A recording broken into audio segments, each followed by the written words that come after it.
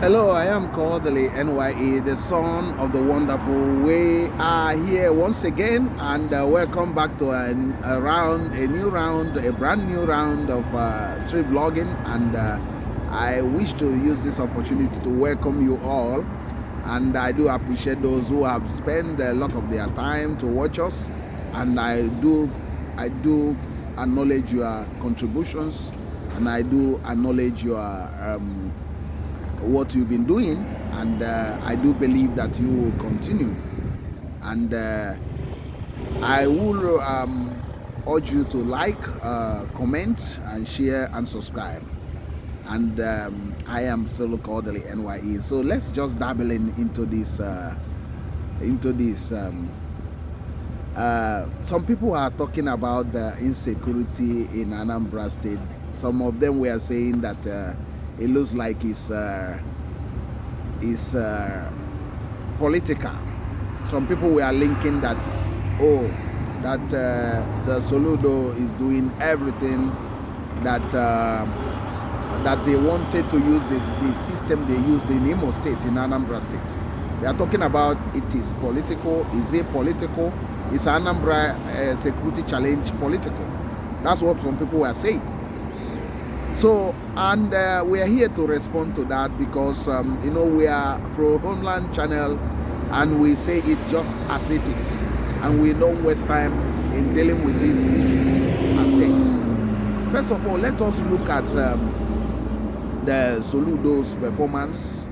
Soludo has not performed badly, especially in infrastructure, when compared to most of the governors that have ruled Anambra State. He has actually added some few modernization, and he has added quite a few things into road construction in Anambra State. But people were still saying that he has not gone far enough, and knowing him as Soludo. But one of his greatest weakness is security, and that security is one of his Achilles heel, and the other one is environment.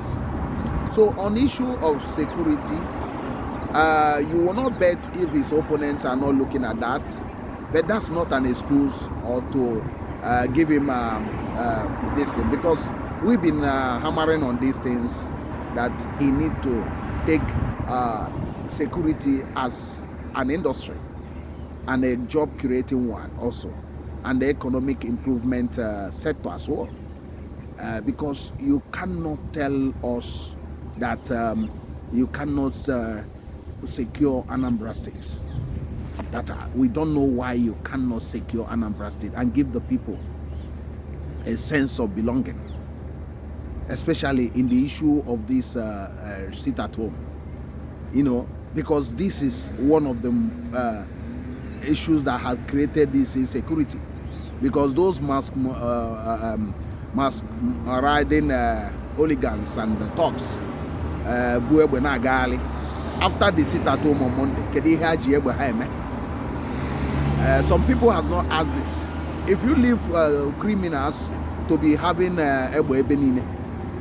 after the sit at home on Monday, enforcement of those sit at home, what do they use those things, that intimidation and other weapons they were having?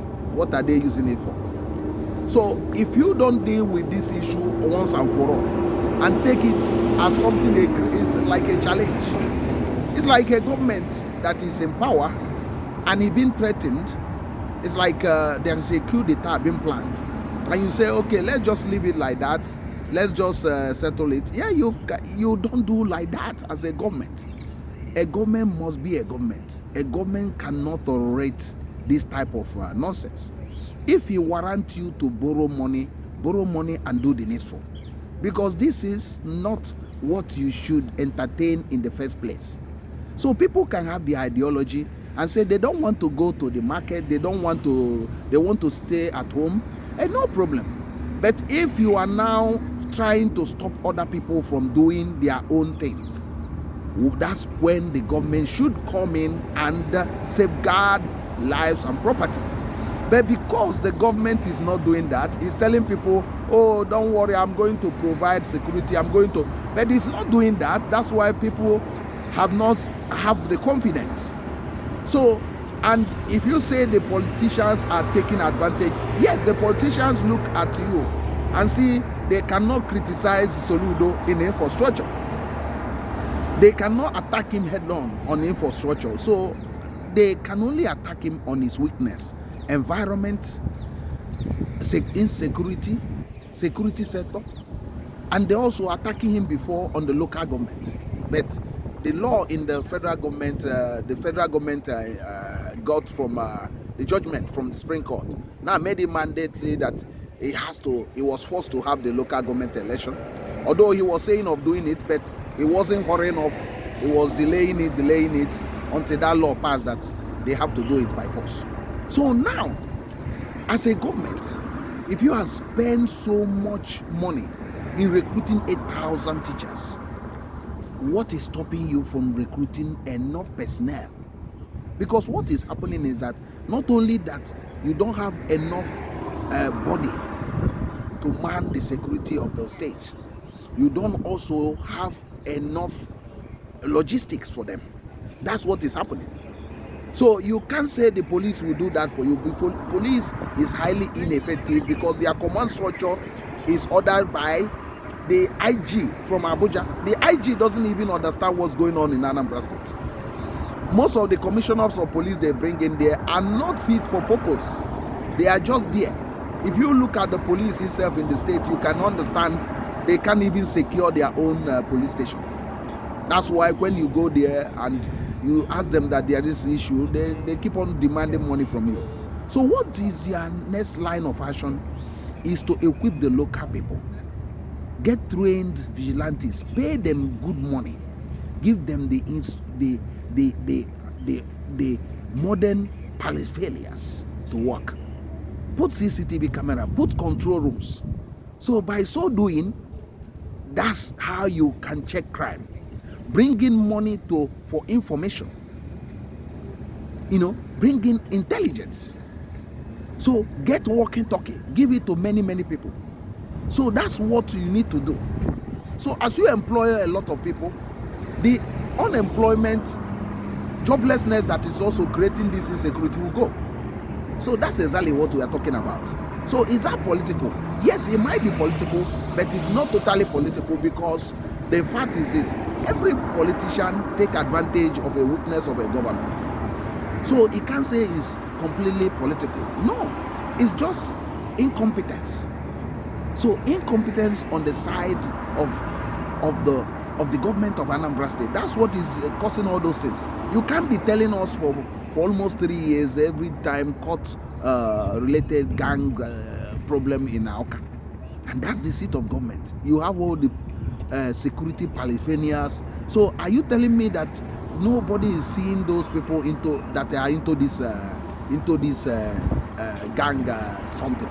So no information given to the government. Are you telling me there's no information, or the government cannot get information, or the government doesn't have enough money to actually get deploy the money to get information? Does it mean that government cannot do it? So that's what we have. That's the question here. So we don't need to actually deal with this thing.